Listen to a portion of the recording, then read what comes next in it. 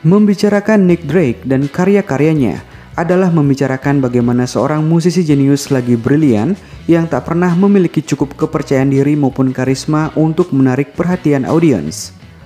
Nama Nick Drake boleh dikata tak sebesar musisi-musisi asal Britania lainnya, seperti Mick Jagger, Paul McCartney maupun David Bowie.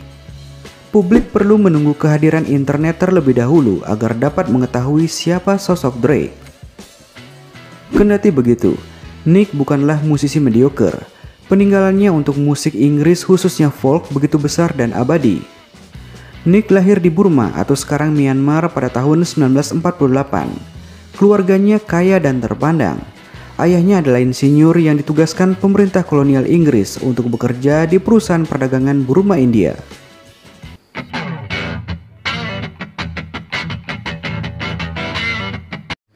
Ketika usia Nick 3 tahun, ia bersama keluarganya kembali ke Inggris dan tinggal di rumah yang besar di wilayah pedesaan Kenworth in Arden. Minat Nick pada musik sudah tumbuh sejak kecil dengan mempelajari cello, piano, dan klarinet. Seiring beranjaknya usia, referensi musiknya turut bertambah. Ia mengidolakan Bob Dylan, Josh White, Randy Newman, hingga Tim Buckley. Di saat bersamaan, Nick juga mulai memberanikan diri untuk menulis lagu. Dari desa, Nick lantas pindah ke kota, tepatnya Cambridge, guna meneruskan studi di Fitzwilliam College. Di kampus ini, sebagaimana ditulis Patrick Humphreys dalam Nick Drake The Biography 1997, Nick mengambil kuliah sastra Inggris. Teman-teman Nick menganggapnya sebagai sosok pemalu, simpatik, suka menyendiri, dan misterius. Alih-alih banyak menghabiskan waktu di kelas, Nick lebih memilih membolos untuk mengulik berbagai nada maupun menulis lagu sembari sesekali menghisap ganja.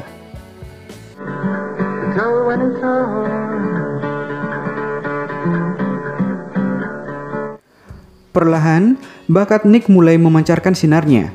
Di kala senggang, Nick seringkali bernyanyi di hadapan teman-temannya. Suaranya membius dan permainan gitarnya berada di atas rata-rata. Nama Nick pun terkenal di lingkaran mahasiswa Cambridge.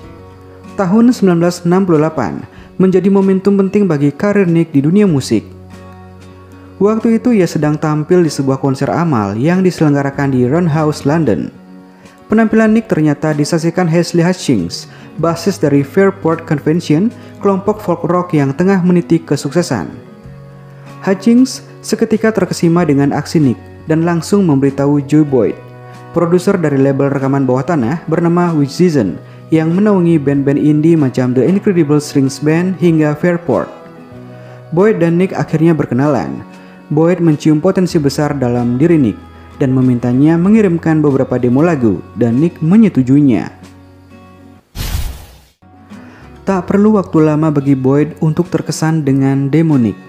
Boyd mengatakan bahwa lagu-lagunya sangat bagus dan ia bermain gitar dengan begitu mencengangkan. Tanpa pikir panjang, ia menawari kontrak rekaman bersama Island Records kepada Nick. Kontrak dengan Island Records membuat Nick semakin yakin terhadap jalan musiknya. Ia memutuskan untuk fokus ke dunia musik dan menempikan pendidikannya di Cambridge. Pada tahun 1969, album debutnya yang bertajuk Five Leaves Left dirilis. Album ini dipuji para kritikus dan menurut Boyd orang-orang menyukai musiknya. Memasuki 1970-an, Nick turut serta dalam rangkaian tur Fairport di Amerika Serikat. Disinilah masalah mulai muncul. Sifat Nick yang pemalu dan pendiam nyatanya berpengaruh pada penampilannya di muka umum. Beberapa hari setelah tiba di Amerika Serikat, Nick memutuskan untuk pulang ke Inggris. Ia tak kuat dengan tekanan tampil di publik. Selepas berupaya menenangkan diri, Nick segera menyusun materi untuk album selanjutnya. Album tersebut yang diberi tajuk Brighter Later dilepas ke publik pada tahun 1970. Sekali lagi, para kritikus menyambutnya dengan gembira. Namun, tanggapan positif itu tak mampu mendatangkan angka penjualan yang memuaskan. Keadaan tersebut membuat Nick depresi. Ia tak bisa menutupi kekecewaannya dan merasa gagal sebagai seorang musisi. Demi mengatasi kecemasannya, ia pergi ke dokter dan diberi resep obat antidepresan berjenis streptizol. Guna membantu mengatasi masalah Nick, Chris Blackwell, pimpinan Island Records saat itu, menawarkan pinjaman villa di Spanyol kepadanya. Tujuannya agar Nick bisa melepaskan segala tekanan yang ada di kepalanya. Beberapa minggu di Spanyol di bawah sinar matahari yang hangat, Nick kembali tampak segar. Ia kemudian menghubungi teknisi rekamannya John Wood dan mengatakan kepada dirinya bahwa ia siap membuat album baru. Walhasil, jadilah Pink Moon tahun 1972, sebuah album yang direkam dalam 2 malam dan hanya berisikan suara vokal Nick beserta petikan gitarnya. Usai jadi, Nick membawa rekaman ke kantor Island Records dan meninggalkannya di meja resepsionis tanpa pemberitahuan. Sekali lagi, Pink Moon memperoleh ulasan yang bagus. Namun, Nick kembali tak beruntung. Album ini gagal secara komersial karena lagu-lagu di dalamnya dianggap kelewat gelap sehingga membuat pendengar tidak merasa nyaman. Kegagalan Pink Moon membuat Nick makin depresi. Ia banyak menghabiskan hari-harinya di rumah sakit jiwa untuk menjalani berbagai terapi dan pengobatan.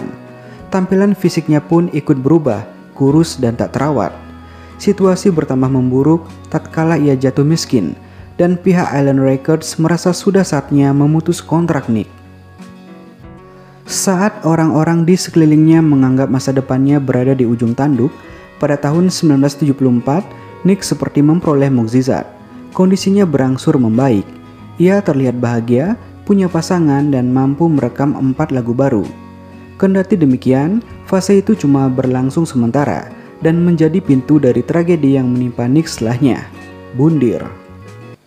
Malam itu tanggal 24 November 1974, di rumah orang tuanya yang terletak di Kenilworth, sekitar 103 mil barat laut dari London, Nick Drake melakukan aktivitas seperti biasa, merekam 1-2 lagu, berbincang sebentar dengan sang ibu, membuat sereal sebelum akhirnya pergi ke kamar untuk tidur.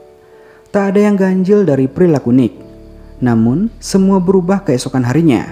Ketika sang ibu masuk ke kamar Nick sekitar pukul 6 pagi, ia menemukan putranya tergeletak tak bernyawa dengan obat antidepresan yang berserakan dan piringan hitam Brandenburg Concertos tahun 1721 garapan komposer klasik Sebastian Bach yang menempel di atas turntable. Selama berkarir di dunia musik, Nick merilis 3 buah album, Five Lives Left tahun 1969, Brighter Later tahun 1971, dan Pink Moon tahun 1972. Lagu-lagu dalam album tersebut memuat tema seputar cinta, kerinduan, identitas diri, gagasan tentang superstar, hingga gambaran mengenai seorang pria yang tersiksa. Album-album Nick menawarkan musikalitas yang yahut.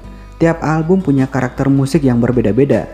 Di album Five Lives Left misalnya, Nick menggabungkan folk dengan bebunyian string yang menggoda. Lalu di Brighter Later, Nick bereksperimen dengan warna jazz. Dan di Pink Moon, Nick kembali pada akarnya folk yang sunyi.